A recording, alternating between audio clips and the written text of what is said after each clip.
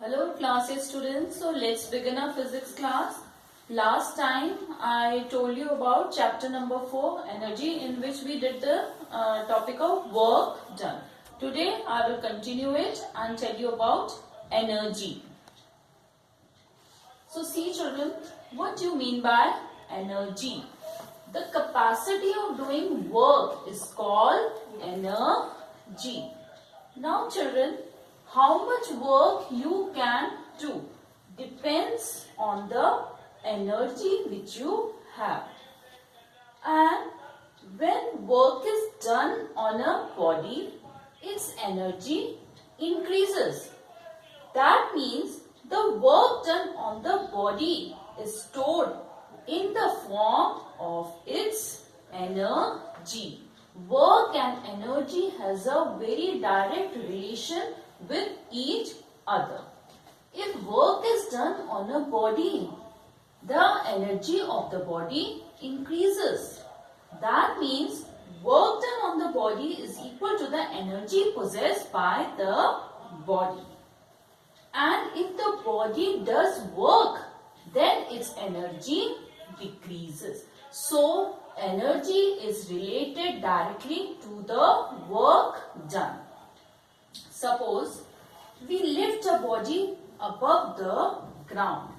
Then we are doing some work against the force of gravity, because the force of gravity is acting in the downward direction. So we have to go against the force of gravity. So some work is done in doing this.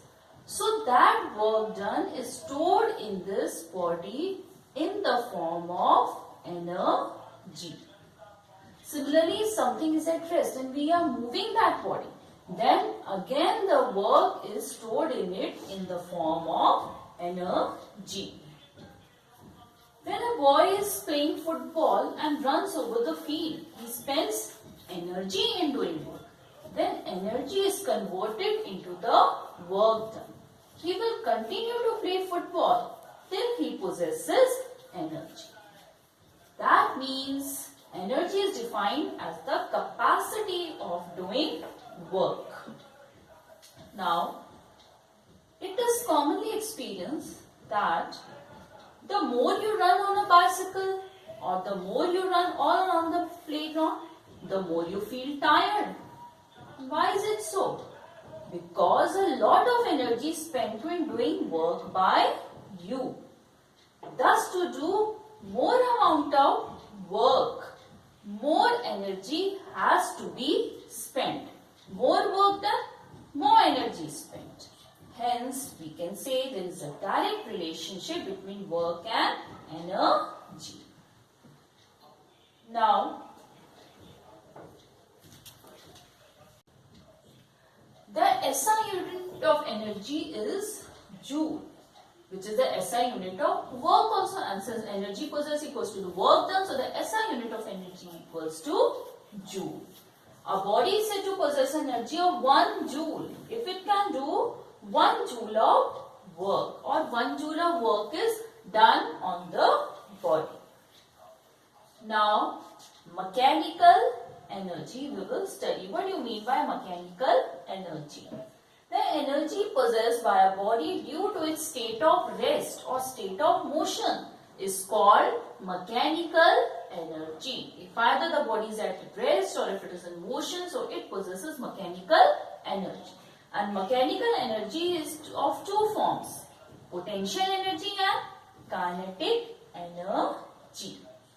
So the total mechanical energy of a body is the sum of its potential plus kinetic energy. Some examples of objects possessing mechanical energy is that a car is in motion, an arrow on a stretched bow, a running horse, moving arms of a cloth, a rock lying on a high hill. So all these possess mechanical energy. Now first we will study about potential energy. Its symbol is either P dot E dot, or it is also denoted by the capital letter U. So what is potential energy?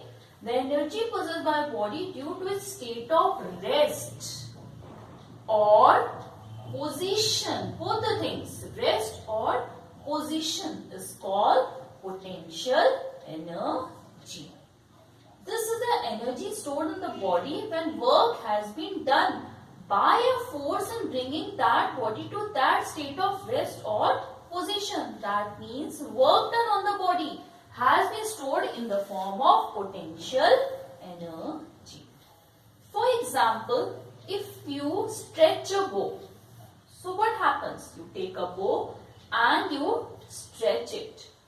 So the energy will be stored in it, and this kind of energy is called potential energy, because you are changing the position of the bow. You are deforming it.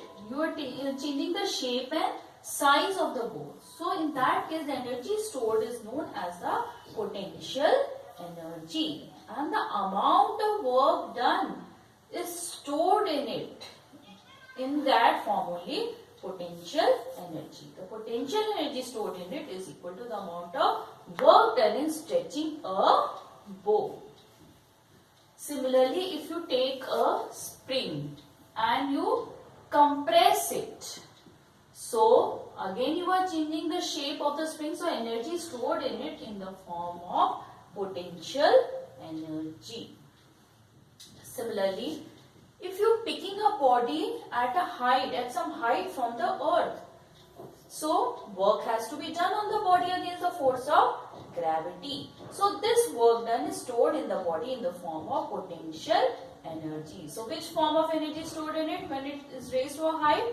Potential energy. And this type of potential energy is called gravitational potential energy. In fact, potential energy are also of two types. If you are changing the shape like that of a compressed spring, then that is called elastic potential energy. And if you are changing the position of the body, then it is called the gravitational potential energy. So either if you are changing the state of rest or position or changing the shape of the body, then it is said to possess potential energy. Like water stored in a dam, because it is rest at some height from the ground, so it possesses potential energy. Similarly, a rock which is lying on the top of the hill, so it possesses potential energy because it is placed at some position with respect to the earth. Now, some other examples of potential energy I will take. A wound-up watch spring has potential energy because of wound-up state of its coils. As the spring unwinds itself, it does work to move the arms of the watch. Children, in earlier days, we were supposed to use the watches in which the key was there, in which we were moving the key, and then the needles, next day the needles used to work. So what we are doing when we are moving the key, winding of the key. So inside the watch there is a spring. So when we wound up the spring, energy stored in it in the form of potential energy. And then when it unwinds itself, that potential energy is converted into the work done, and that work done moves the arms of the watch. Similarly, if you take a spring, and you compress it, you are compressing a spring, and a ball is placed above the spring and you are compressing the spring. So energy will be stored in it in the form of potential energy. Now if you release it, you will see that the ball will fly away, because that stored potential energy is used to do work on the ball, and it moves away. Similarly, when you stretch a rubber band, so it has potential energy. When you are using a catapult, see this is a catapult, and you stretch this band which is applied on it, and you keep a stone, a pebble in it. So when you are stretching it, energy is stored in it in the form of potential energy. And when you release it, this pebble flies off because the potential energy is converted into the work done, which is used to fly off, to move this pebble. Okay children, this is all for today. We'll continue this chapter in a next video.